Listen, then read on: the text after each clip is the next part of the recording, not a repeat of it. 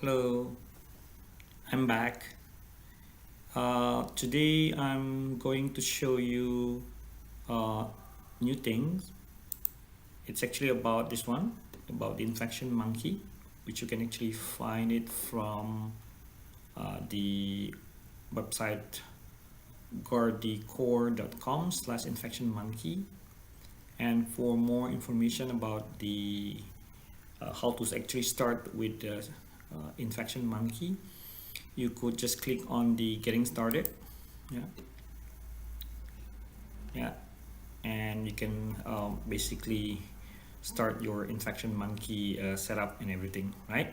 Okay, let me show you the lab setup for this one. Yeah. So in this tutorial, we will look at how to safely evaluate security posture of your network by looking at the breach and attack simulation offered by the tool called Infection Monkey. So the objective is to evaluate the security posture of your network, of course, safely, as I already mentioned.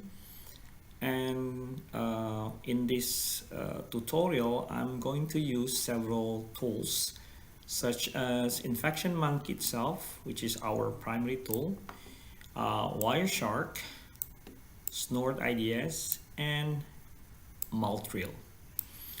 And for the machine setups, I have configured my Kali Linux. I have also configured a separate machine, ready-made machine offered by the Infection Monkey website. Yeah, basically you can download the virtual machine version of the Infection Monkey, which can be instantly used. You just need to do a very small configuration, or also very little configuration. And I'm also utilizing some Windows operating system which are vulnerable to several attack types. And then the network range I use is this one. And for the steps, I'll be starting by looking at the configuration and how to actually configure the Kali Linux and Infection Monkey machine, just to make sure it works properly, or they work properly. And the next step would be running Infection Monkey server from the, I would say, web interface. Then while running Infection Monkey server, we will also monitor the activities by utilizing Snort, IDS, and Maltrail. And we would also review the result. Yeah. Okay, for references, I've already mentioned about the website here and here. Okay, so let's look at our Kali Linux configuration. So basically, this is my Kali Linux. And separately, I have this monkey. So this is my monkey server. I can log on using the provided logon. You can check the getting started documentation regarding on how to modify the login. So I will be logging on as root with my password, which I have configured previously. And let's check the configuration of my interface. So I'm running this by utilizing IP address of 131.107.1.123. Let me go back to my Kali and check the configuration of my IP and config. Yeah, -A. So I got two network cards, ETA0 with the IP address is 131.107.1.252. And then let me also check the machine that runs Snort IDS and Maltrail. Let me log on. Okay, so let me stop this Snort.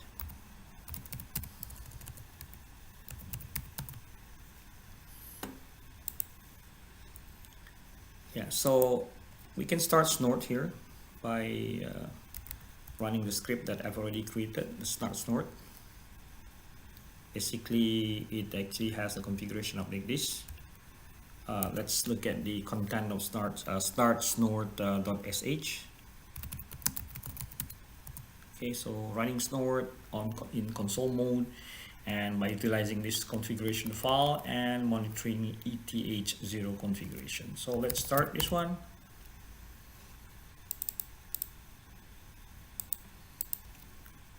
Sudo. Okay.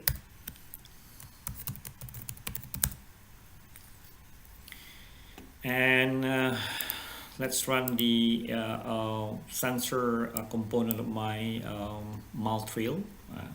You can check my previous tutorial on how to set up and run this mal trail. Once the sensor component of the mal trails is running correctly, we could actually run the server component by typing this command.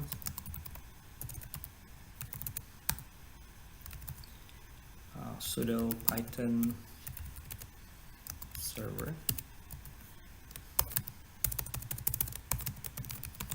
Supply password. It says that the instance is already running. You can just leave it running. Okay, then open up the localhost. You can actually reach this mal trail on this address. Localhost with the port number is 8338. You can refresh this. Of course, you can kill the existing process if you want to start the mal trail server, I would say, in a clean environment, or reset everything by looking at the configuration, or you can do some modification on the configuration before we can start with the testing. Yeah. And let's go back to Kali. So let the IDE is running, let the snort running to detect the activities of the infection monkey. And then here we can open this infection monkey with this address, on this address, https 131.107.1.123, which I've already shown you running on the server. See, and then port 5000. Okay, so when you start this infection monkey, first thing to do is to run the monkey, and you have two options here: run on Monkey Island server, which has been previously configured, or you can actually run on machine of your choice. Like for example, you can run your Monkey Island server on Windows or even in Linux. Okay, so in this case, I will just select run on Monkey Island server, which has been previously configured. And if the Monkey Island server is already running, we could just go to the third step, in fact, here. So the first step is run Monkey Island server. The second one is running the monkey itself. Then once it's running, yeah, you could in fact run the Wireshark to see what's actually happening in the background, right? And you can specifically monitor ETH0 to see what is actually happening. Yeah. See the traffic coming from 123, 252, and so on. Okay, so let it run while you're actually running this Monkey Island server. And then in a few minutes, in fact, you'll see the you could actually go to the infection map view to see the result. Yeah, and it takes a while to get some information or updated information from here. So it could range from few minutes to few hours, in fact, depending on the size of your network. And let's look at the documentation on this one. So if you go to the infection monkey, it says that initially you'll see something like this. Okay, then the subsequent view would be showing you the infected machine within the network range. Okay, then if you had successfully exploited or infected several machines, the expected result would be something like this. So you'll see the view, the infection map, showing the monkey with Ubuntu, for example, or in this case, I'm actually running several Windows machines, so I expect to see the Windows machine in my infection map. Okay, let's wait for a while, and you could of course refresh the page if it is required.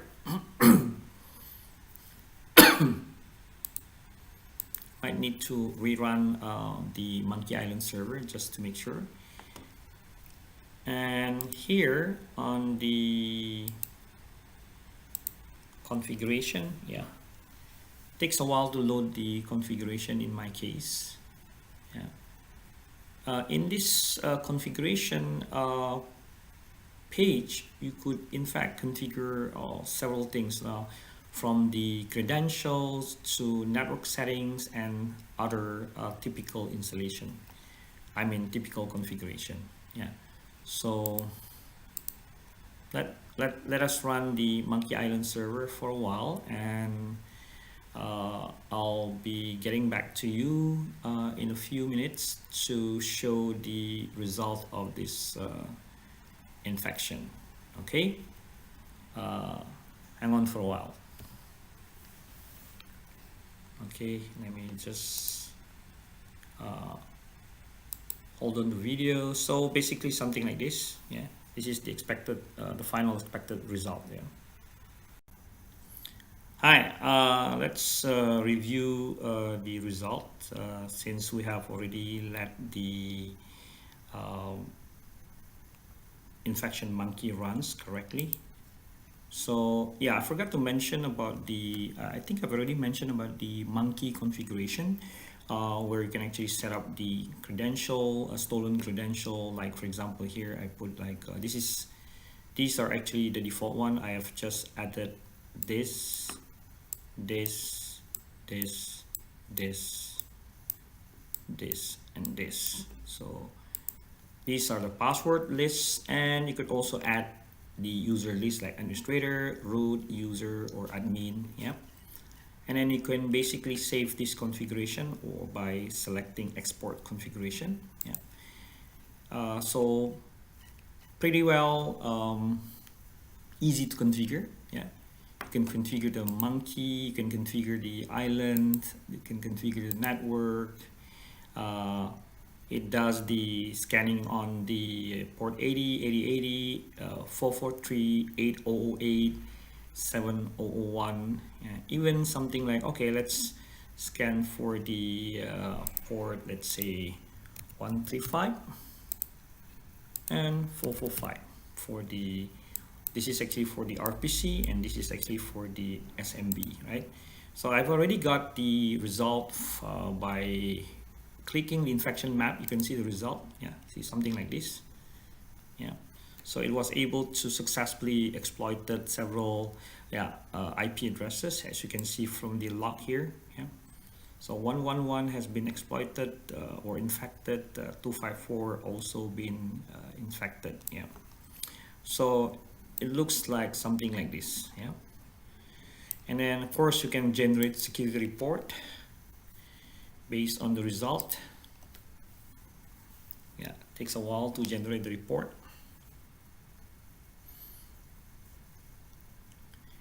Again, if you need to add credentials, usernames, passwords, and configure the components of the infection monkey, you can easily do that by clicking on the configuration.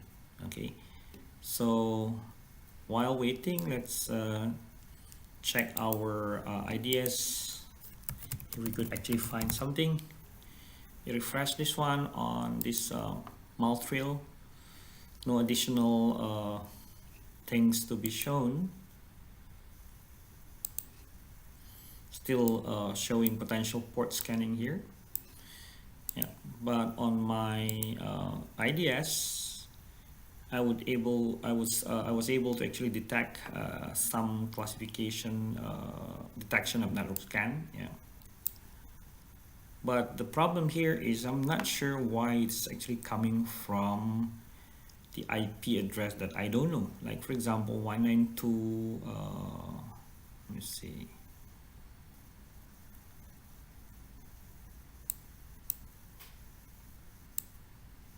Yeah, 192.168.152.1. It is supposed to be coming from the IP addresses of 131.107.1.123. But anyway, perhaps it's because the configuration that I made. Maybe I'm not sure. Yeah, let me check it again later on or clarify the settings. Yeah, still running the report. So for more info, you can check this infection monkey walkthrough. Yeah, it shows you the step-by-step of doing the infection by utilizing the infection monkey. And for the credentials of your VM, you could also see from this website. Yeah, so the report will be, let me show you the report. The report should be something like this. Yeah, so it actually shows you critical security issues were detected, and it shows you the username that was or that were be able to brute forced. Yeah, or I would say the weak credentials. Yeah. And there's another one. Yeah, it also shows you recommendation on how to actually improve the security feature in your organization, specifically related to your vulnerable or vulnerable machines. Okay, let's see, we could already get the report.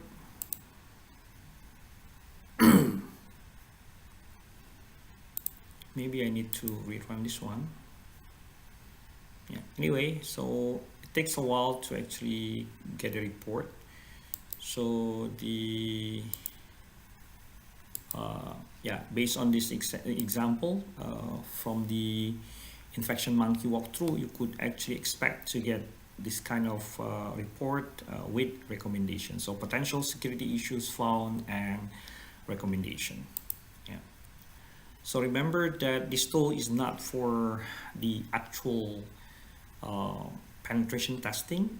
This tool was actually designed to ensure that the testing is safe, and the main objective is to I would say evaluate your infrastructure, network and infrastructure security posture. Yeah, so it's a very nice tool. Yeah, you can download the, if you use Google, you can just search for infection monkey,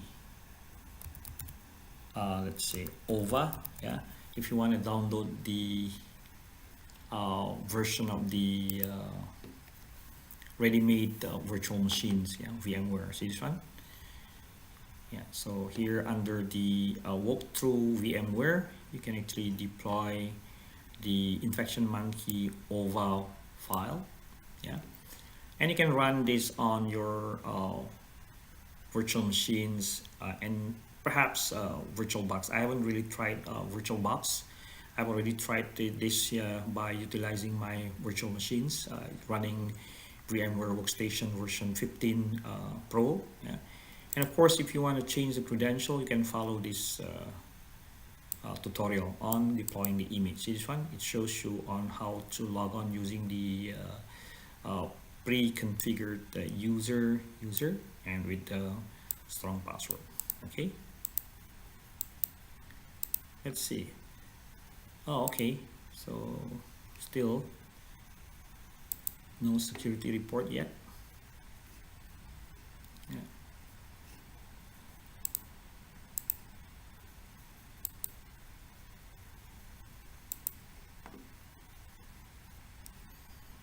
Okay, so because it will take a while to run this one, as I already mentioned, that you could actually refer to the configuration documentation on Appendix A, and for the report example, you can see the explanation on Appendix B, security report. Yeah, so quite nice, and it's free.